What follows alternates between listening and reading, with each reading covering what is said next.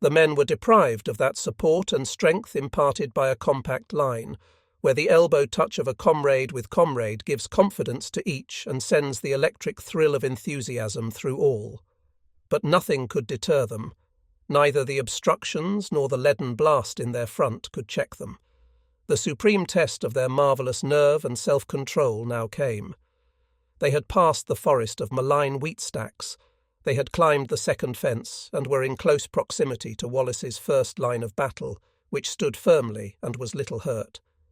The remaining officers, on horseback and on foot, rapidly adjusted their commands, and I ordered, "Forward!"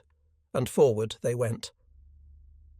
I recall no charge of the war, except that of the 12th of May against Hancock, in which my brave fellows seemed so swayed by an enthusiasm which amounted almost to a martial delirium.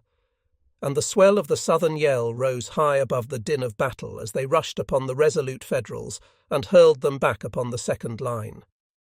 The Union lines stood firmly in this second position, bravely defending the railroad and the highway to Washington. Between the two hostile lines there was a narrow ravine down which ran a small stream of limpid water. In this ravine the fighting was desperate and at close quarters. To and fro the battle swayed across the little stream, the dead and wounded of both sides mingling their blood in its waters. And when the struggle was ended, a crimsoned current ran toward the river. Nearly 1/2 of my men and large numbers of the Federals fell there. Many of my officers went down, and General Clement A. Evans, the trusted leader of my largest brigade, was severely wounded. A Minnie ball struck him in his left side, passing through a pocket of his coat, and carrying with it a number of pins, which were so deeply embedded that they were not all extracted for a number of years. But the execution of his orders was superintended by his staff officer, Major Eugene C. Gordon, who was himself severely wounded. In that vortex of fire, my favourite battle horse, presented to me by my generous comrades, which had never hitherto been wounded, was struck by a Minnie ball and plunged and fell in the midst of my men, carrying me down with him. Ordinarily, the killing of a horse in battle, though ridden by the commander, would scarcely be worth noting, but in this case it was serious. By his death I had been unhorsed in the very crisis of the battle. Many of my leading officers were killed or disabled. The chances for victory or defeat were at the moment so evenly balanced that a temporary halt or slight blunder might turn the scales. My staff were bearing orders to different portions of the field, but some thoughtful officer sent me a horse and I was again mounted. Wallace's army, after the most stubborn resistance and heavy loss, was driven from railroad and pike in the direction of Baltimore. The Confederate victory was won at fearful cost and by practically a single division, but it was complete, and the way to Washington was opened for General Early's march. Chapter 23. Winchester and preceding events. On July 11th, 1864, the second day after the Battle of Monocacy, we were at the defences of Washington. We were nearer to the national capital than any armed Confederates had ever been, and nearer to it than any Federal army had ever approached to Richmond. It has been claimed that at the time we reached these outer works they were fully manned by troops. This is a mistake. I myself rode to a point on those breastworks at which there was no force whatever. The unprotected space was broad enough for the easy passage of Early's army without resistance. It is true that, as we approached, Rodes's division had driven in some skirmishers, and during the day, July LT, another small affair had occurred on the 7th Street Road. But all the Federals encountered on this approach could not have manned any considerable portion of the defences. Undoubtedly we could have marched into Washington, but in the council of war called by General Early there was not a dissenting opinion as to the impolicy of entering the city. While General Early and his division commanders were considering in jocular vein the propriety of putting General John C. Breckinridge at the head of the column and of escorting him to the Senate chamber and seating him again in the vice-president's chair, the sore-footed men in grey were lazily lounging about the cool waters of Silver Spring, picking blackberries in the orchards of Postmaster General Blair, and merrily estimating the amount of gold and greenbacks that would come into our possession when we should seize the vaults of the United States Treasury. The privates also had opinions about the wisdom or unwisdom of going into the city. One of them, who supposed we were going in, asked another, "I say, Mac, what do you suppose we are going to do with the city of Washington when we take it?" "That question reminds me," replied Mac, "of old Simon's answer to Tony Towns when he asked Simon if he were not afraid he would lose his dog that was running after every train that came by. The old darky replied that he was not thinking about losing his dog, but was just wondering what that dog was gwine do with dem kyars when he cotched 'em." It is evident that neither of these soldiers believed in the wisdom of any serious effort to capture Washington at that time. While we debated, the Federal troops were arriving from Grant's army and entering the city on the opposite side. The two objects of our approach to the national capital were, first and mainly, to compel General Grant to detach a portion of his army from Lee's front at Petersburg, and, second, and incidentally, to release, if possible, the Confederates held as prisoners of war at Point Lookout. We had succeeded in accomplishing only the first of these. We had, by the signal victory over Lew Wallace's protecting army at Monocacy, and by the ring of our rifles in earshot of President Lincoln's cabinet, created enough consternation to induce the Federal authorities to debate the contingencies of our entrance and to hurry Grant's troops across the Potomac. The second object, the release of our prisoners confined at Point Lookout, had to be abandoned at a somewhat earlier date because of the inability to perfect needful antecedent arrangements. Some days prior to our crossing the Potomac into Maryland, General Lee wrote twice to President Davis, June 26th and 29th, touching the possibility of effecting this release. It was General Lee's opinion that it would not require a large force to accomplish this object. He said to the President, "I have understood that most of the garrison at Point Lookout is composed of Negroes. A stubborn resistance, therefore, may not reasonably be expected." He was ready to devote to the enterprise the courage and dash of all Marylanders in his army. The greatest difficulty, he thought, was to find a suitable leader, as success in such a venture depended largely on the brains and pluck of the man who guided it. He asked the President if such a leader could be found. His own opinion was that General Bradley T. Johnson of Maryland was the best man in his acquaintance for this special work. Our march, however, toward Washington was so rapid, and our retreat from it so necessary to avoid being captured ourselves by the heavy forces just arriving from Grant's army, cooperating with those forming in our rear, that the recruiting of our ranks by releasing our expectant boys at Point Lookout had to be abandoned. There was not time enough for the delicate and difficult task of communicating secretly with our prisoners so as to have them ready for prompt cooperation in overpowering the Negro guards, nor time for procuring the flotillas necessary silently to transport across the Potomac the forces who were to assault the fortress. General Bradley Johnson captured at this time Major General Franklin of the Union Army, and the railroad train between Washington and Philadelphia on which this distinguished passenger was traveling. However, in the hurry of the Confederates to get away from that point, General Franklin made his escape. Thenceforward to the end of July, through the entire month of August, and during more than half of September 1864, Early's little army was marching and countermarching toward every point of the compass in the Shenandoah Valley, with scarcely a day of rest, skirmishing, fighting, rushing hither and thither to meet and drive back cavalry raids, while General Sheridan gathered his army of more than double our numbers for his general advance up the valley. General Jubal A. Early, who commanded the Confederate forces in the Valley of Virginia in the autumn of 1864, was an able strategist and one of the coolest and most imperturbable of men under fire and in extremity. He had, however, certain characteristics which militated against his achieving the greatest successes. Like the brilliant George B. McClellan, whom I knew personally and greatly admired, and like many other noted soldiers who might be named in all armies, he lacked what I shall term official courage, or what is known as the courage of one's convictions, that courage which I think both Lee and Grant possessed in an eminent degree, and which in Stonewall Jackson was one of the prime sources of his marvellous achievements. This peculiar courage must not be confounded with rashness, although there is a certain similarity between them. They both strike boldly, fiercely, and with all possible energy. They are, however, as widely separated as the poles in other and essential qualities. The rash officer's boldness is blind. He strikes in the dark, madly, wildly, and often impotently. The possessor of the courage which I am trying to describe is equally bold, but sees with quick, clear, keen vision the weak and strong points in the adversary, measures with unerring judgment his own strength and resources, and then, with utmost faith in the result, devotes his all to its attainment and wins.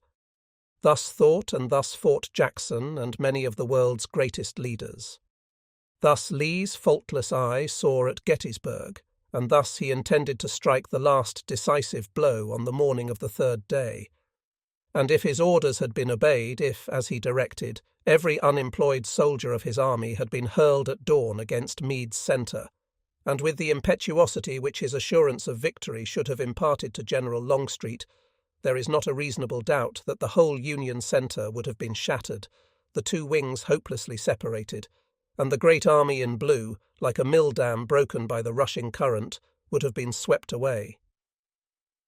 General Early possessed other characteristics peculiarly his own, which were the parents of more or less trouble to him and to those under him, namely his indisposition to act upon suggestions submitted by subordinates and his distrust of the accuracy of reports by scouts, than whom there were no more intelligent, reliable, and trustworthy men in the army.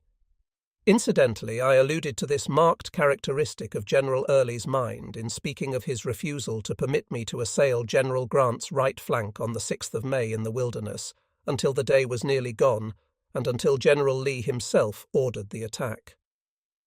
General Early was a bachelor, with a pungent style of commenting on things he did not like, but he had a kind heart and was always courteous to women. As might be expected, however, of a man who had passed the meridian of life without marrying, he had little or no patience with wives who insisted on following the army in order to be near their husbands. There were numbers of women, wives and mothers, who would gladly have accompanied their husbands and sons had it been possible for them to do so. Mrs. Gordon was one of the few who were able to consult their wishes in this regard. General Early, hearing of her constant presence, is said to have exclaimed, "I wish the Yankees would capture Mrs. Gordon and hold her till the war is over." Near Winchester, as the wagon trains were being parked at night, he discovered a conveyance unlike any of the others that were going into camp. He immediately called out to his quartermaster in excited tones, "What's that?" "That is Mrs. Gordon's carriage, sir," replied the officer. "Well, if my men would keep up as she does, I'd never issue another order against straggling." Mrs. Gordon was fully aware of the general's sentiments and had heard of his wishing for her capture, and during a camp dinner given in honour of General Ewell, she sat near General Early and good-naturedly rallied him about it. He was momentarily embarrassed, but rose to the occasion and replied, "Mrs. Gordon, General Gordon is a better soldier when you are close by him than when you are away, and so hereafter, when I issue orders that officers' wives must go to the rear, you may know that you are accepted." This gallant reply called forth a round of applause from the officers at the table. Faithful and enterprising scouts, those keen-eyed, acute-eared, and nimble-footed heralds of an army who, light-armed, scour each quarter to descry the distant foe, and who had been hovering around the Union army for some days after it crossed the Potomac, reported that General Sheridan was in command and was approaching Winchester with a force greatly superior to that commanded by General Early.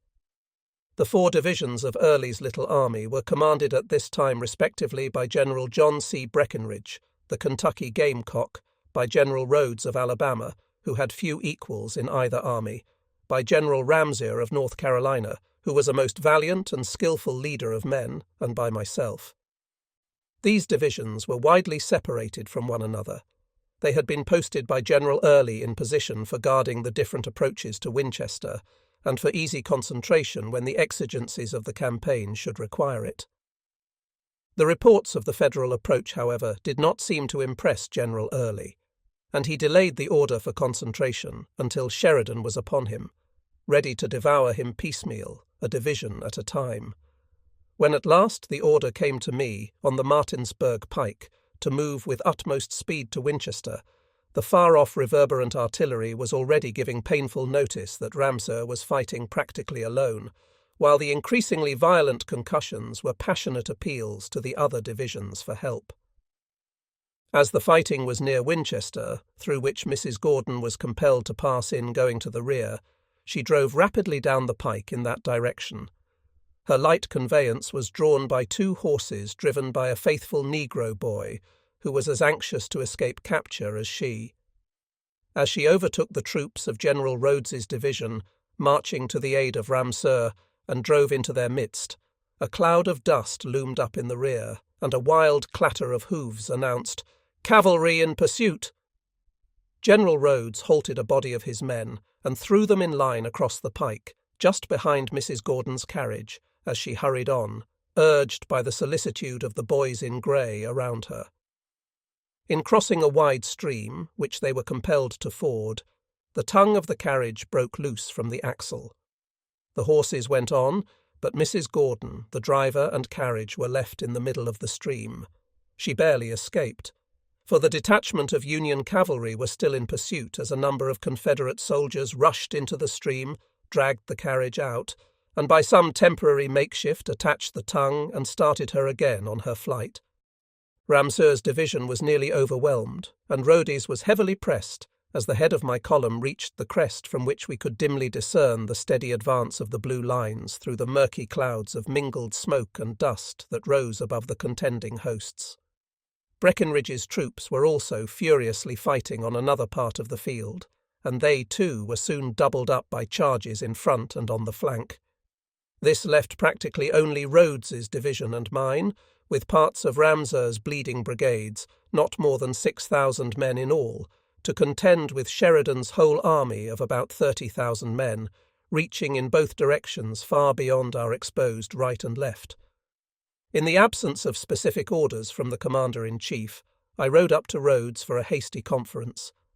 A moment's interchange of views brought both of us to the conclusion that the only chance to save our commands was to make an impetuous and simultaneous charge with both divisions, in the hope of creating confusion in Sheridan's lines, so that we might withdraw in good order.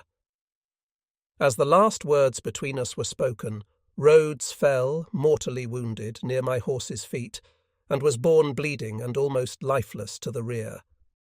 There are times in battle, and they come often, when the strain and the quick shifting of events compel the commander to stifle sensibilities and silence the natural promptings of his heart as cherished friends fall around him.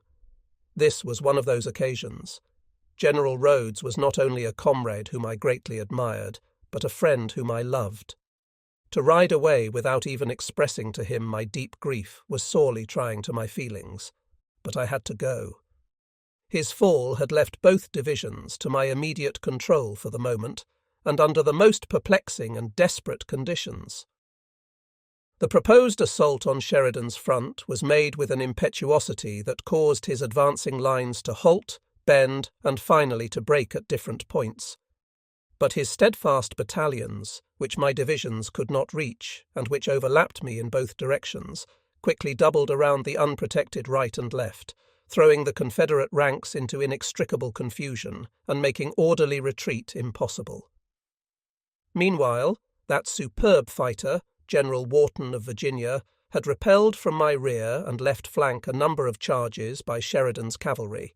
But finally the overpowered Confederate cavalry was broken and Wharton's infantry forced back, leaving the vast plain to our left open for the almost unobstructed sweep of the Federal horsemen.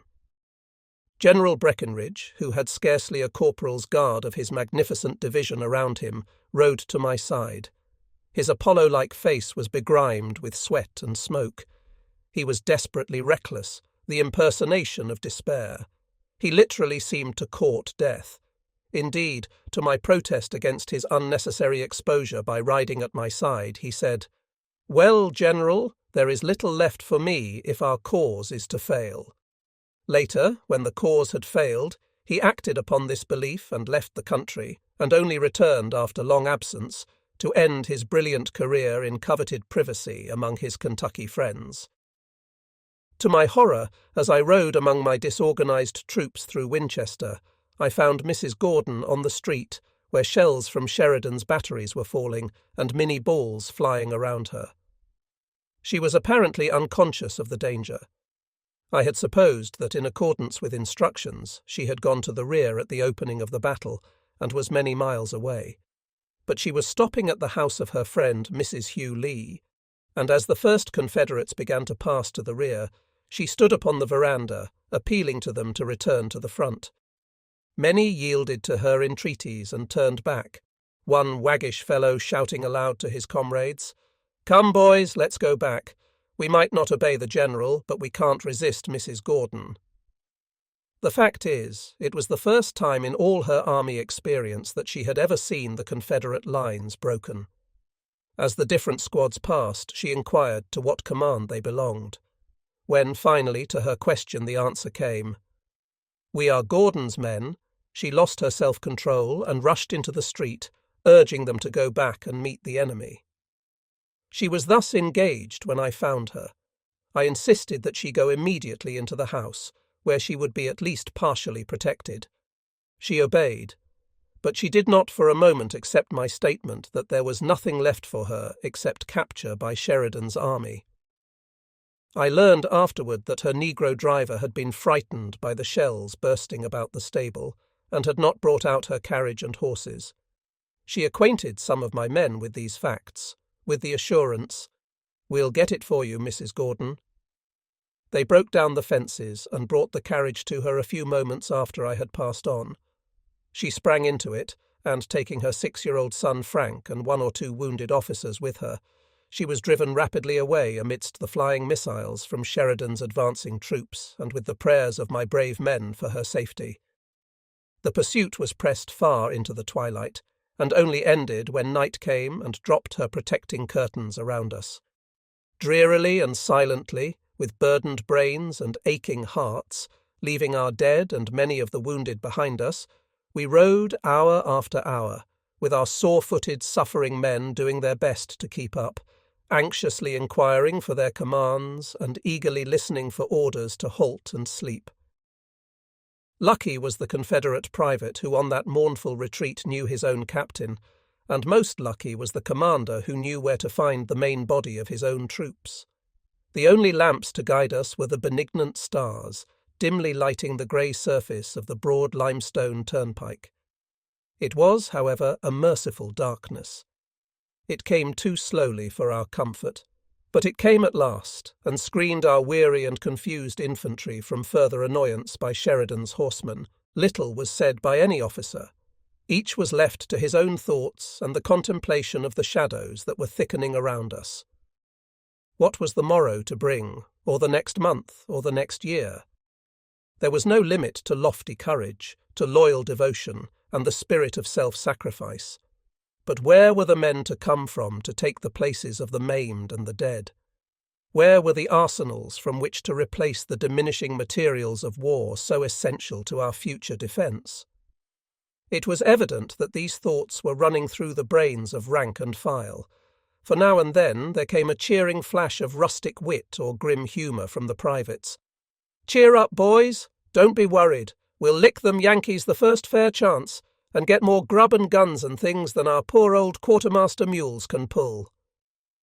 Distinct in my memory now, they will be there till I die, are those startling manifestations of a spirit which nothing could break, that strange commingling of deep-drawn sighs and merry songs, the marvellous blending of an hour of despair with an hour of bounding hope, inspired by the most resolute manhood ever exhibited in any age or country. At a late hour of the night on that doleful retreat, the depressing silence was again broken by a characteristic shot at General Breckinridge from Early's battery of good-natured sarcasm, which was always surcharged and ready to go off at the slightest touch.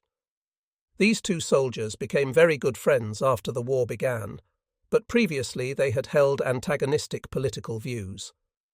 Early was an uncompromising Unionist until Virginia passed the Ordinance of Secession. Breckinridge, on the other hand, had long been a distinguished champion of what was called the rights of the South in the territories, and in 1860 he was nominated for president by the Southern rights wing of the Democratic Party.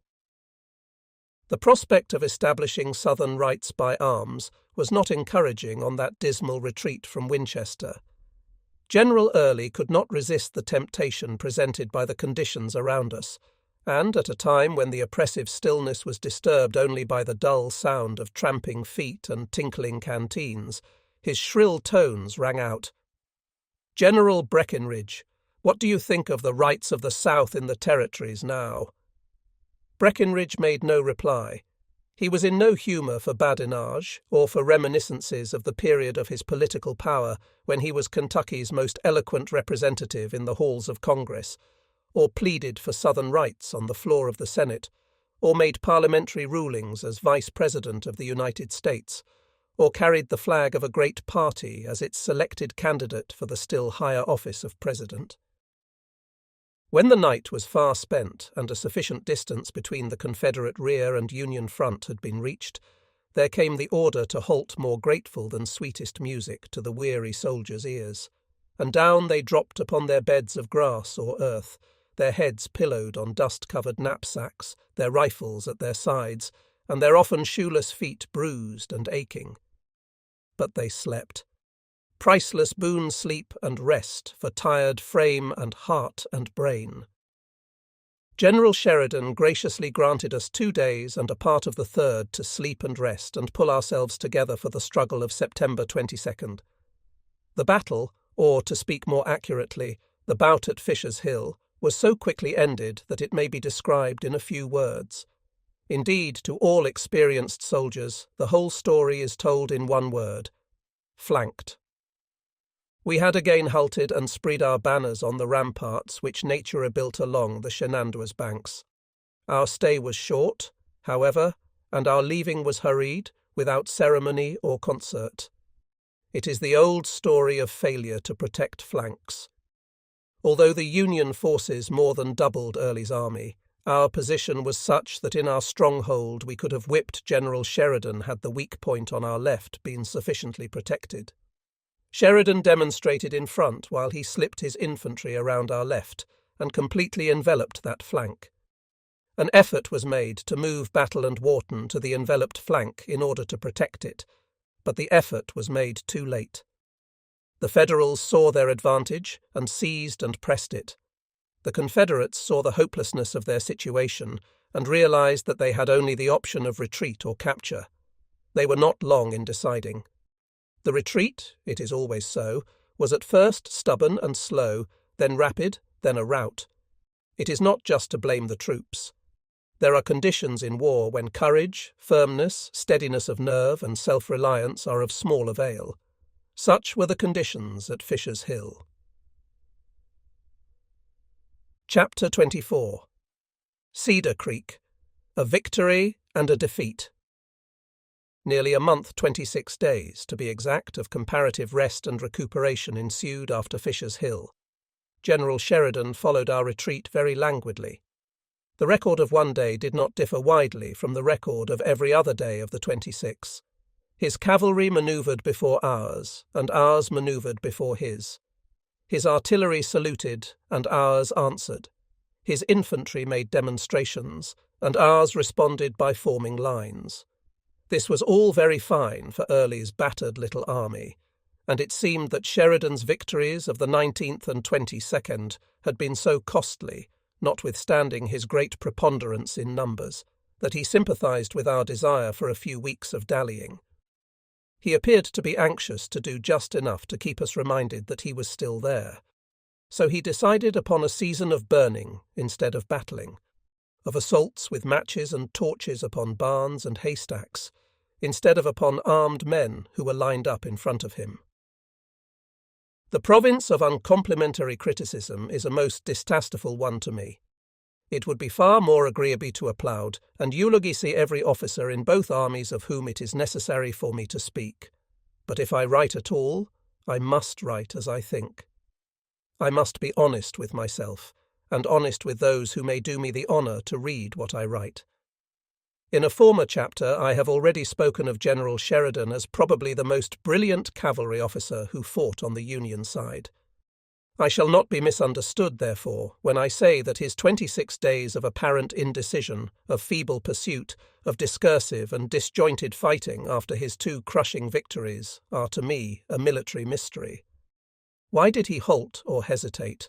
Why turn to the torch in the hope of starving his enemy instead of beating him in resolute battle? Would Grant have thus hesitated for a month or a day under such conditions with a broken army in his front and his own greatly superior in numbers and inspired by victory? How long would it require any intelligent soldier who fought under Grant or against him to answer that question? General Meade was criticized for the delay of a single day at Gettysburg, for not assailing the Confederate Army the next morning after the last Southern assault, after the brilliant charge and bloody repulse of Pickett's command. From the standpoint of a Confederate who participated in the conflicts both at Gettysburg and in the Valley, I feel impelled to say, and with absolute impartiality, that the Union archers who from sheltered positions in Washington hurled their sharpened arrows at Union generals in the field for not gathering the fruits of victory must have emptied their quivers into Meade, or have broken their bows prior to that month of Sheridan's campaigning after the 19th and 22nd of September. From my point of view, it is easy to see why Meade halted after the Confederate repulse of the last day at Gettysburg. In his front was Robert E. Lee, still resolute and defiant. The Confederate commander had not been driven 1 foot from his original position.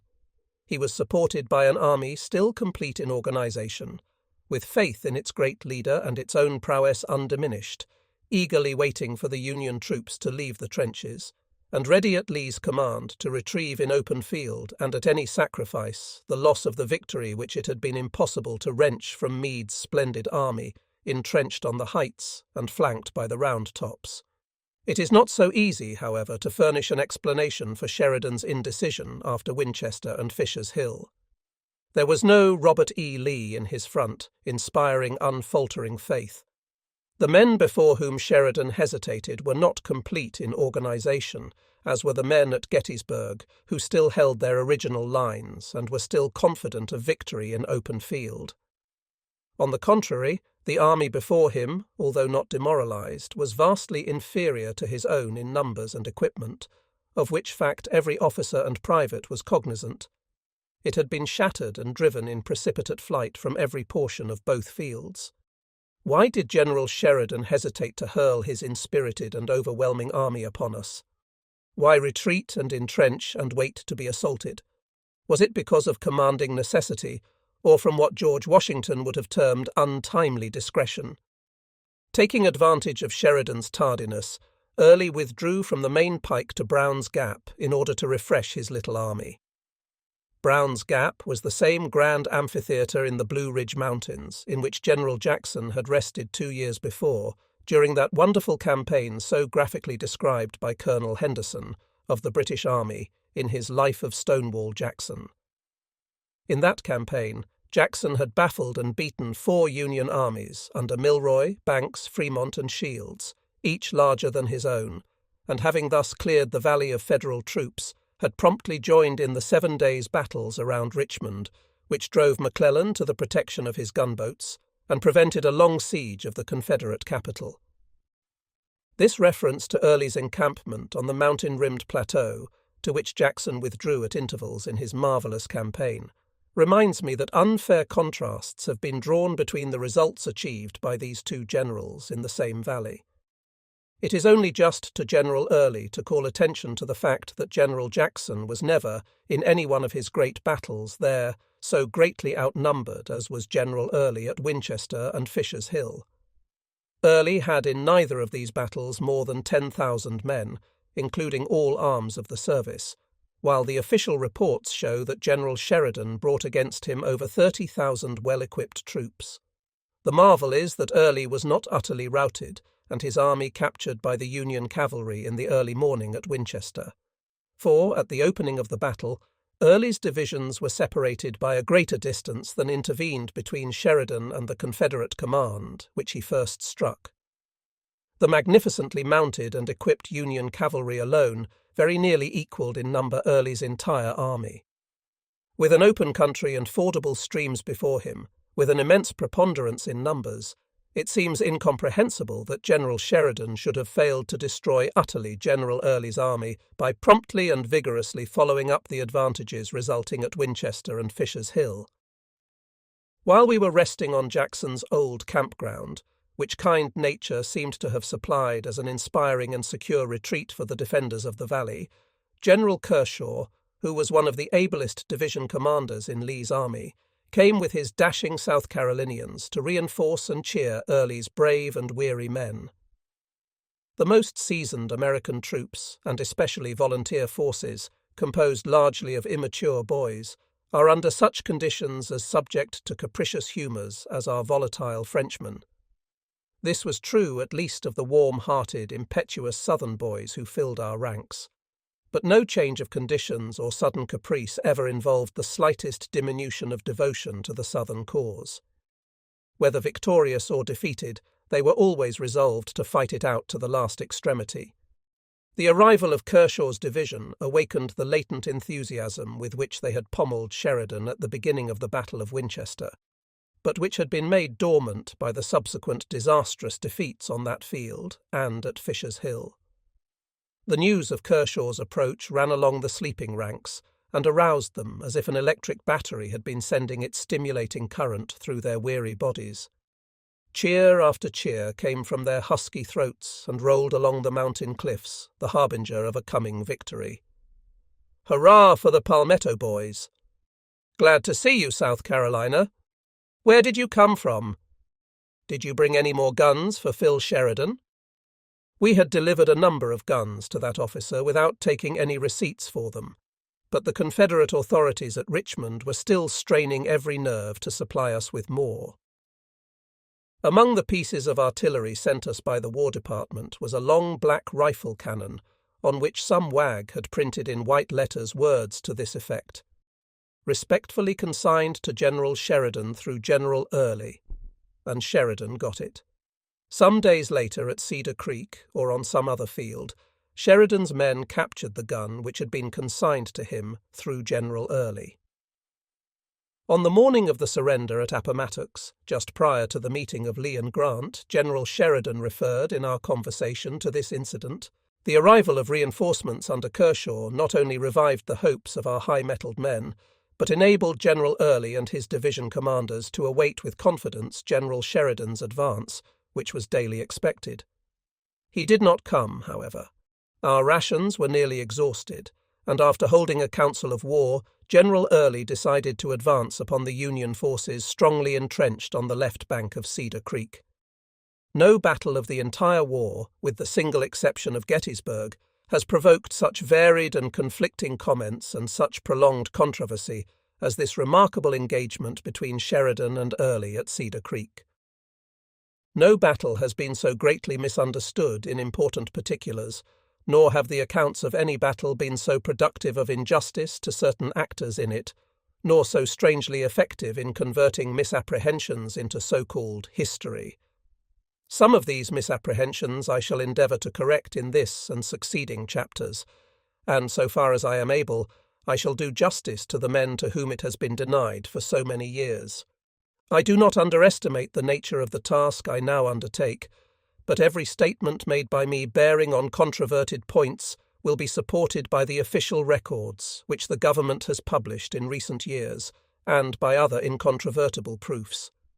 It is enough to say, in explanation of this long-deferred effort on my part, that I had no access to official reports until they were made public, and until very recently I did not doubt that my own official report of Cedar Creek would be published with others, and stand beside the others, and that the facts stated in my report would vindicate the brave men who fought that marvellous battle.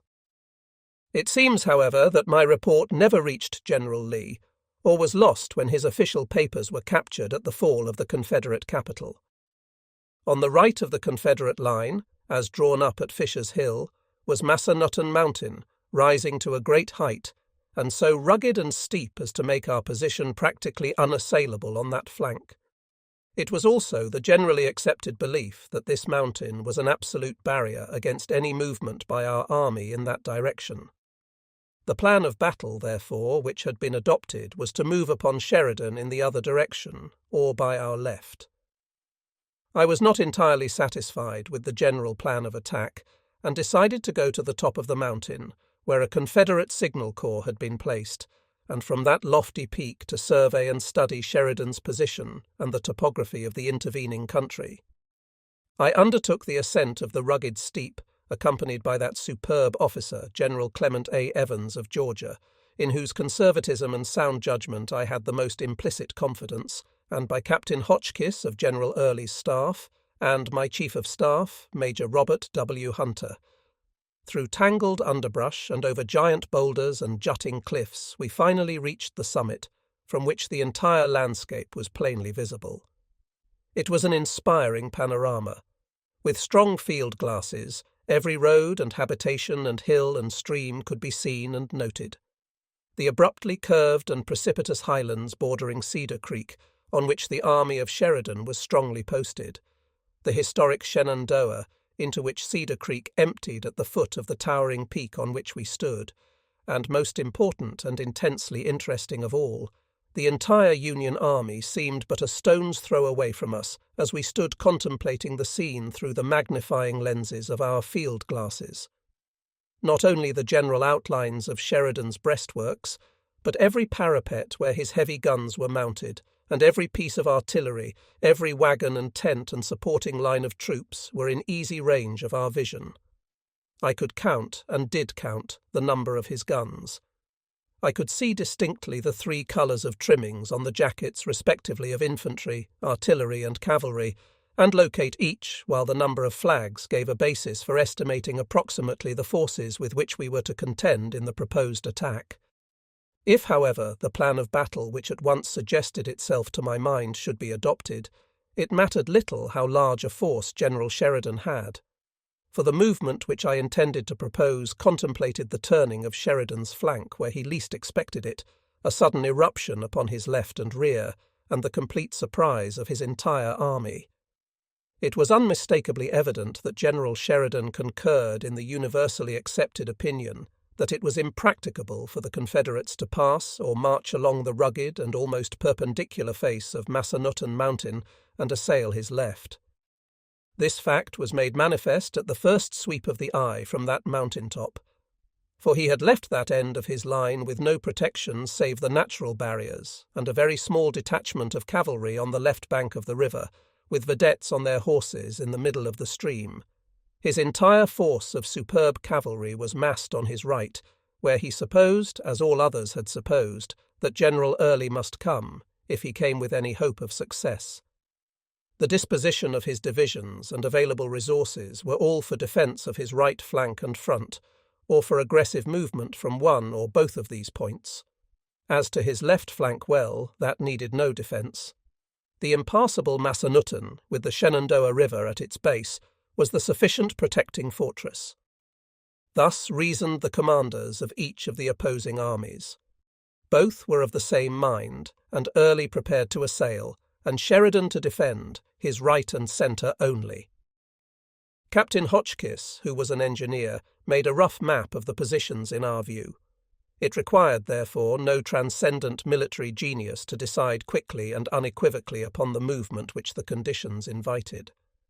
I was so deeply impressed by the situation revealed to us, so sure that it afforded an opportunity for an overwhelming Confederate victory, that I expressed to those around me the conviction that if General Early would adopt the plan of battle which I would submit and would press it to its legitimate results, the destruction of Sheridan's army was inevitable. Indeed, there are those still living who remember my statement that if General Early would acquiesce, and the plan failed, I would assume the responsibility of failure. Briefly, the plan was to abandon serious attack of Sheridan's forces, where all things were in readiness, making only a demonstration upon that right flank by Ross's cavalry dismounted, and upon the centre by a movement of infantry and artillery along the pike, while the heavy and decisive blow should be given upon the Union left, where no preparation was made to resist us. This movement on the left I myself proposed to make with the 2nd Army Corps, led by General Clement A. Evans's division, followed by Ramseur's and Pegram's. But how are you going to pass the precipice of Massanutten Mountain? That was the one obstacle in the way of the successful execution of the plan I intended to submit, and I felt sure that this could be overcome. A dim and narrow pathway was found, along which but one man could pass at a time. But by beginning the movement at nightfall, the entire corps could be passed before daylight. This plan was finally adopted by General Early, and the movement was begun with the coming of the darkness.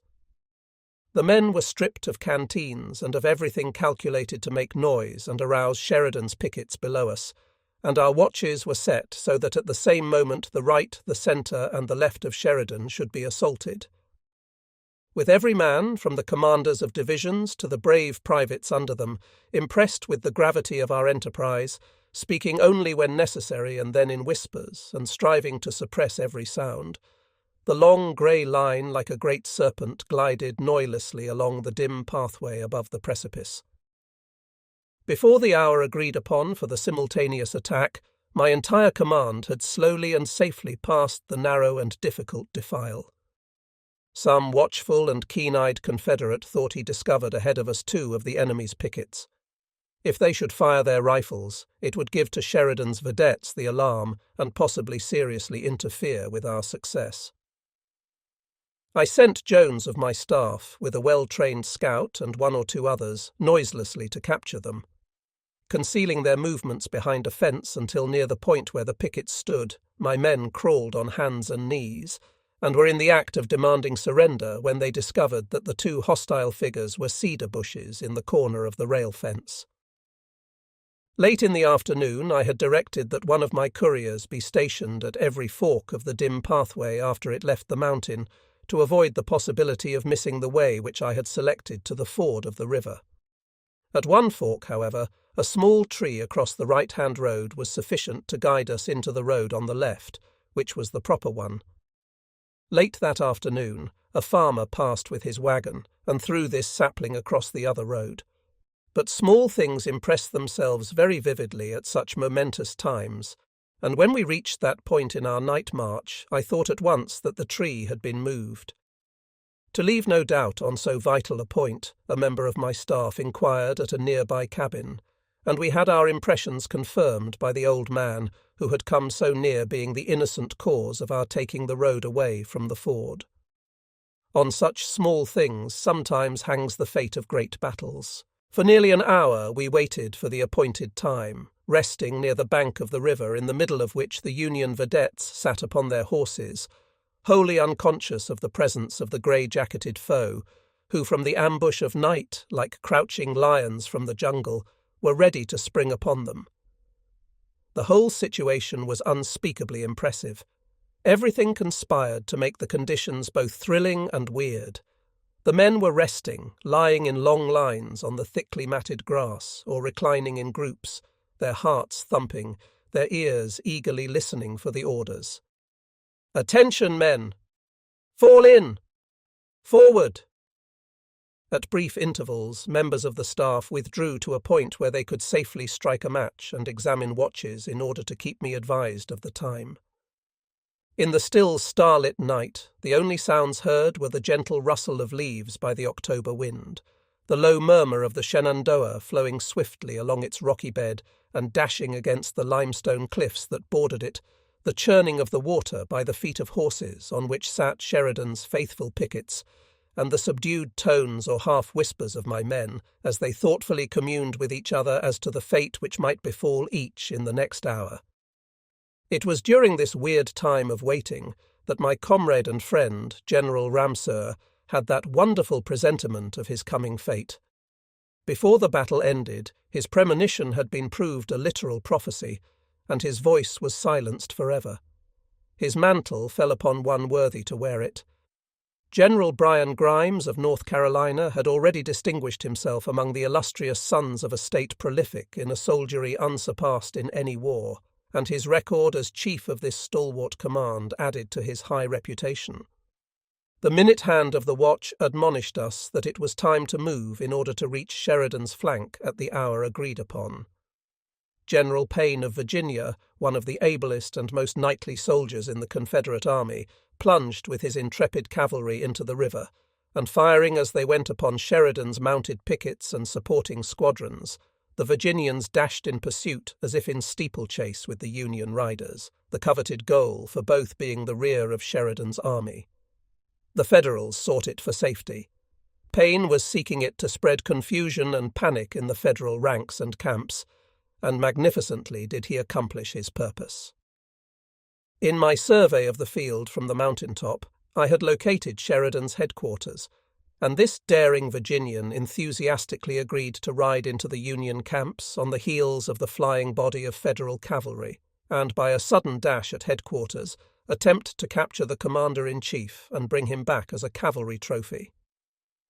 As soon as Payne had cleared the ford for the infantry, Evans, with his Virginians, North Carolinians, and Georgians, the old Stonewall Brigade leading, rushed into the cold current of the Shenandoah, chilled as it was by the October nights and frosts. The brave fellows did not hesitate for a moment. Reaching the eastern bank drenched and cold, they were ready for the double quick, which warmed them up and brought them speedily to the left flank of Sheridan's sleeping army. From that eyrie on the mountain-top, I had selected a country road which led to the flank, and had located a white farmhouse which stood on this road at a point precisely opposite the end of Sheridan's entrenchments. I knew, therefore, that when the head of my column reached that house, we would be on the Union flank and slightly in the rear. No time, therefore, was lost in scouting or in locating lines. There was no need for either. There was not a moment's delay. Nothing was needed except to close up, front face, and forward. This was accomplished by Evans with remarkable celerity. His splendid division, with Ramseur's farther to the right and Pegram's in support, rushed upon the unprepared and unsuspecting Federals, great numbers of whom were still asleep in their tents. Even those who had been aroused by Payne's sudden irruption in the rear and had sprung to the defence of the breastworks were thrown into the wildest confusion and terror by Kershaw's simultaneous assault in front. That admirable officer had more than filled his part in this game of battle. He had not only demonstrated against the centre while Evans was assailing flank and rear, but his high-spirited South Carolinians, like a resistless sea driven by the tempest, poured a steady stream of grey jackets over the works and into the Union camp. The intrepid Wharton was soon across with his superb division, adding momentum to the jubilant Confederate host. The surprise was complete. The victory was won in a space of time inconceivably short, and with a loss to the Confederates incredibly small. Sheridan's brave men had lain down in their tents on the preceding night, feeling absolutely protected by his entrenchments and his faithful riflemen who stood on guard. They were startled in their dreams and aroused from their slumbers by the rolls of musketry in nearly every direction around them, and terrified by the whizzing of Minnie balls through their tents and the yelling of exultant foemen in their very midst. They sprang from their beds to find Confederate bayonets at their breasts. Large numbers were captured. Many hundreds were shot down as they attempted to escape. 2 entire corps, the 8th and 19th, constituting more than 2/3 of Sheridan's army, broke and fled, leaving the ground covered with arms, accoutrements, knapsacks, and the dead bodies of their comrades. Across the open fields they swarmed in utter disorganization, heedless of their officers' commands, heedless of all things save getting to the rear. There was nothing else for them to do, for Sheridan's magnificent cavalry was in full retreat before Ross's bold troopers, who were in position to sweep down upon the other Union flank and rear. At little after sunrise we had captured nearly all of the Union artillery. We had scattered in veriest rout 2/3 of the Union army, while less than 1/3 of the Confederate forces had been under fire, and that third intact and jubilant. Only the 6th Corps of Sheridan's entire force held its ground. It was on the right rear and had been held in reserve. It stood like a granite breakwater, built to beat back the oncoming flood. but it was also doomed unless some marvelous intervention should check the Confederate concentration which was forming against it. That intervention did occur, as will be seen, and it was a truly marvelous intervention, because it came from the Confederate commander himself. Sheridan's 6th Corps was so situated after the other corps were dispersed that nothing could have saved it if the arrangement for its destruction had been carried out. It was at that hour largely outnumbered, and I had directed every Confederate command then subject to my orders to assail it in front and upon both flanks simultaneously. At the same time, I had directed the brilliant Chief of Artillery, Colonel Thomas H. Carter of Virginia, who had no superior in ability and fighting qualities in that arm of the service in either army, to gallop along the broad highway with all his batteries and with every piece of captured artillery available, and to pour an incessant stream of shot and shell upon this solitary remaining corps, explaining to him at the same time the movements I had ordered the infantry to make. As Colonel Carter surveyed the position of Sheridan's 6th Corps, it could not have been better placed for our purposes. He exclaimed, "General, you will need no infantry. With enfilade fire from my batteries, I will destroy that corps in 20 minutes." At this moment General Early came upon the field and said, "Well, Gordon, this is glory enough for one day. This is the 19th. Precisely 1 month ago today we were going in the opposite direction." His allusion was to our flight from Winchester on the 19th of September.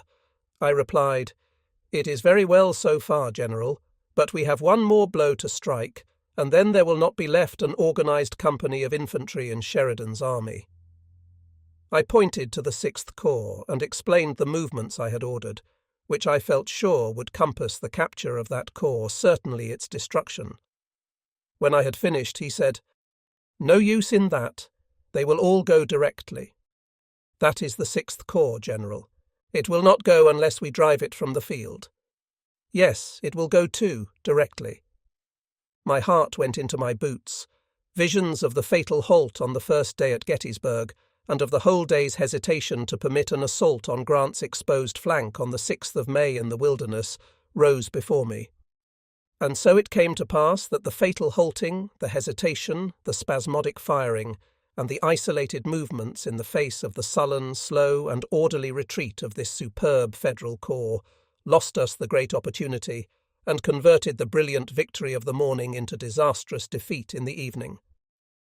Congress thanked General Sheridan and his men for having averted a great disaster. By order of the President, he was made a Major General, because, as stated in the order, under the blessing of Providence, his routed army was reorganized and a great national disaster averted, etc.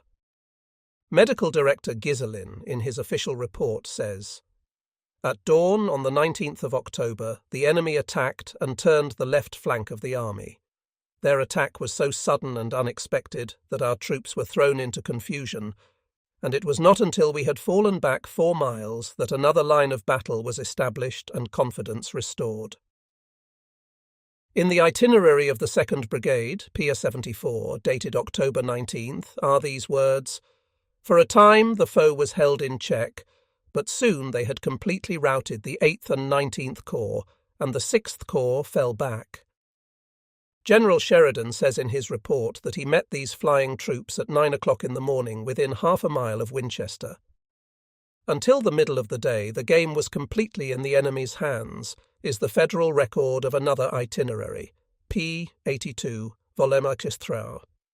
Impartial history must declare that, under these conditions, if one more heavy blow had been delivered with unhesitating energy, with Jacksonian confidence and vigour, and with the combined power of every heavy gun and every exultant soldier of Early's army, the battle would have ended in one of the most complete and inexpensive victories ever won in war. The now established facts warrant this assertion. Although Sheridan's army at the beginning of the battle outnumbered Early's, according to official reports, nearly or quite 3-1, yet the complete surprise of our sudden attack at dawn upon flank and rear had placed the brave men in blue at such disadvantage that more than 2/3 of them were compelled to fly or be captured. Thus, before 8 o'clock in the morning, the Confederate infantry outnumbered the organized Federal forces in our front.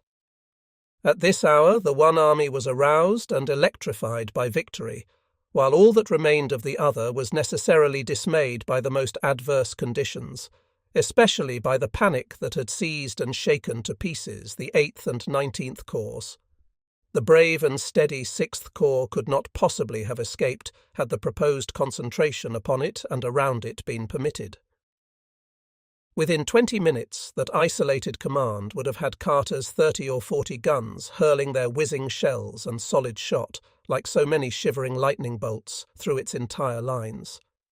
Within 30 minutes, the yelling Confederate infantry would have been rushing resistlessly upon its flanks and front and rear. No troops on earth could have withstood such unprecedented disadvantages, such a combination of death-dealing agencies. But the concentration was stopped. The blow was not delivered. We halted, we hesitated, we dallied, firing a few shots here, attacking with a brigade or a division there, and before such feeble assaults the superb Union Corps retired at intervals and by short stages. We waited for what? It is claimed by the Confederate commander that we were threatened with cavalry on our right, whereas General L. Lomax of the Confederate cavalry, who combined the high qualities of great courage and wise caution, was on that flank, and had already advanced to a point within a few miles of Winchester. It is also true that the Federal reports show that Union cavalry was sent to that flank to prevent our turning Sheridan's left, and was sent back to Sheridan's right when it was discovered that there was no danger of serious assault by Early's army. We waited for weary hours, waited till those stirring, driving, and able Federal leaders, Wright, Crook, and Getty, could gather again their shattered fragments, waited till the routed men in blue found that no foe was pursuing them, and until they had time to recover their normal composure and courage, waited till Confederate officers lost hope, and the fires had gone out in the hearts of the privates, who for hours had been asking, "What is the matter? Why don't we go forward?" Waited for Sheridan to make his ride, rally and bring back his routed army, mass it upon our left flank in broad daylight and assail us, and thus rout our whole army just as, 8 hours before, we had under cover of darkness massed upon and assailed his left flank and routed 2/3 of his army. General Sheridan had not slept on the field the preceding night. He was absent, had gone, I believe, to Washington, and if Payne had succeeded in capturing the commanding Union general, as he came near doing, he would have discovered that he had not secured the man he wanted. Sheridan, however, was on his way back to the front. At Winchester, he heard the distant thunder as it rolled down the valley from Cedar Creek. The western wind brought to his ears what Patrick Henry called the clash of resounding arms, and he started in the direction from which came the roar of the storm. As he rode up the historic pike, he met his broken and scattered corps, flying in dismay from an army which was not pursuing them, running pell-mell to the rear from the same foe which, just 1 month before, they had pursued in the opposite direction and over the same ground. The Federal General Wright, to whom tardy justice, if justice at all, has been done, and who suffered the same defeat from our flank movement which would have overtaken General Sheridan had he been there, had done all that any officer could do to stem the resistless Confederate rush in the early morning. This gallant Union officer had already begun to rally his scattered forces to the support of the 6th Corps, before whose front we had strangely dallied for 6 precious hours. In paying this altogether insufficient tribute to General Wright, whose valour and skill had been manifested in many battles, in no sense do I disparage the achievement of Philip Sheridan. He deserved much, and richly did his grateful countrymen reward him. His energy and dash were equal to the demands upon them. His was a clear case of veni, vidi, vici. He halted and rallied and enthused his panic-stricken men. While we waited, he reorganized his dismembered regiments, brigades and divisions, and turned them back toward the lines from which they had fled in veriest panic. His movements were seen by the clear eyes of the vigilant Confederate Signal Corps from their lofty perch on Massanutten Mountain. Their flags at once waved left and right and front, signalling to us the news. The Yankees are halting and reforming. Next, they are moving back. some on the main pike and some on other roads. Next, the enemy's cavalry has checked Rosser's pursuit and assumed the offensive. Rosser was greatly outnumbered by Sheridan's cavalry, which, supported as it now was by 2 corps of rallied infantry, drove in turn these sturdy Confederate horsemen to the rear. They contested, however, every foot of advance and joined our signal corps in sending information of the heavy column approaching,